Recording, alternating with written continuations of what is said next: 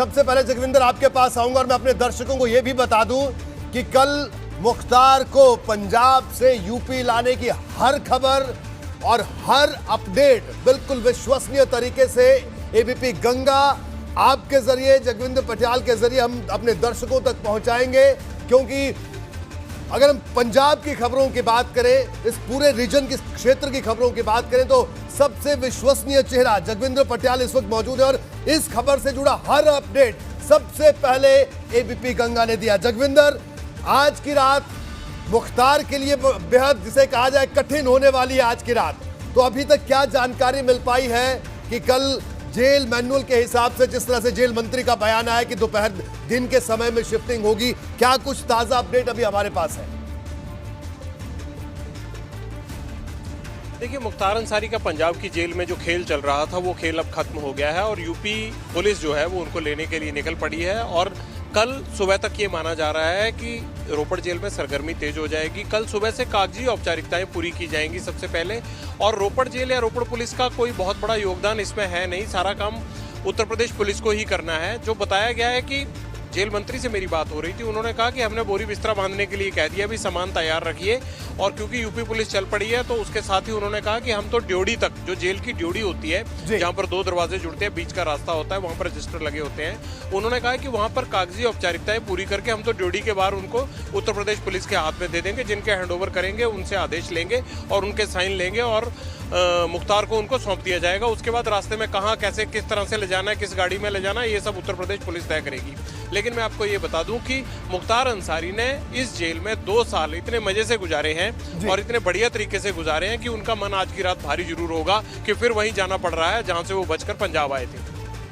बिल्कुल जगविंदर, एक और सवाल, जिस एम्बुलेंस को का हर राज आपने खोला, हर राज हमने दर्शकों को बताया, वो एम्बुलेंस भी कल मिली, लावारिस हालत में मिली और सब लोग हैरान थे।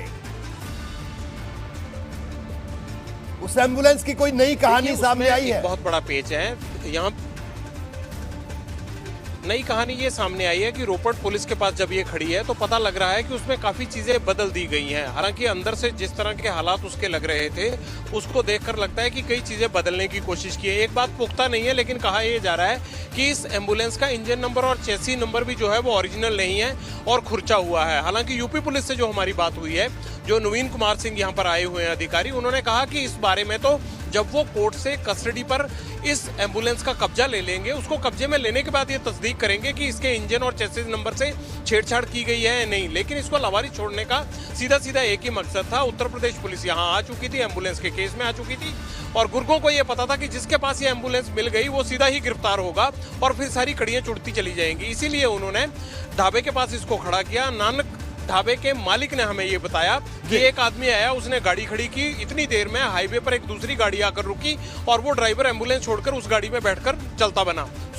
इसको अवंडन छोड़ने का मतलब एक ही था कि जो इसके साथ पकड़ा जाएगा उसकी मुख्तार के साथ कड़ियां जोड़ने की कोशिश होगी, इसलिए गाड़ी को लावारिस छोड़ा गया। लेकिन अब तो ये गाड़ी इतनी सुर्खियों में आ चुकी है कि ये पंजाब पुलिस की भी नाक का नासूर बनेगी और जो इसको इस्तेमाल करते थे उनका भी।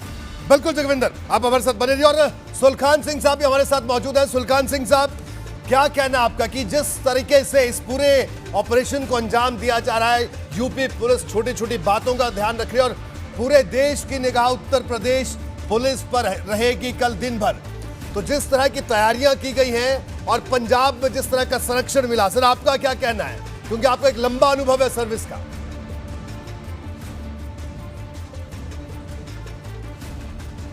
काफ़ी कोशिश किया मुख्तार अंसारी ने अपने आप को कानूनी प्रक्रिया से बचने का और अंत में आप समझिए कि मामला सर्वोच्च न्यायालय में जाना पड़ा और सर्वोच्च न्यायालय ने अपनी विशेष शक्तियों का प्रयोग करके ये आदेश किया है कि इसे उत्तर प्रदेश को सौंप दिया जाए। तो अब कोई और रास्ता नहीं बचा था इनके सामने, तो अब उत्तर प्रदेश पुलिस इसको ला के वहाँ जेल में दाखिल करेगी और अब मुझे उम्मीद है कि इनका जो ट्रायल है वो तेज़ी से हो पाएगा। जी बिल्कुल, हमारे साथ वीरेश भी जुड़े हैं। वीरेश, लखनऊ में किस तरह की हलचल, क्योंकि हर बात की मॉनिटरिंग लखनऊ में भी हो रही है, प्रयागराज में भी हो रही है, क्या ताजा अपडेट है इस वक्त लखनऊ का? देखिए रोहित जी, जो लुका छुपी का खेल था पंजाब सरकार का मुख्तार अंसारी को लेकर यूपी सरकार से, वो अब खत्म हो चुका है। 10 गाड़ियों का काफिला देर रात तक रोपड़ जेल पहुंच जाएगा।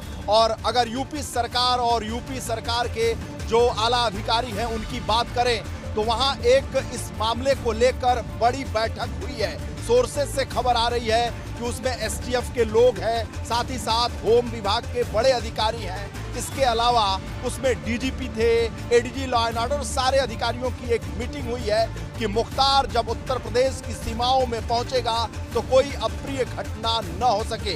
यानी जिस तरीके से सिंडिकेट है, माफिया असली तौर पर, अगर कानून के जो जानकार हैं, जराइम की दुनिया के जानकार हैं, उनका कहना है कि उत्तर प्रदेश में एक ही माफिया है, बाकी सब गुंडे हैं, बदमाश हैं। तो माफिया मुख्तार अंसारी की जो जड़ें हैं, कोई घटना दुर्घटना ना हो सके, वो सकुशल तरीके से बांदा की जेल पहुंच सके, इसको लेकर एक बड़ी बैठक। बिल्कुल दिनेश।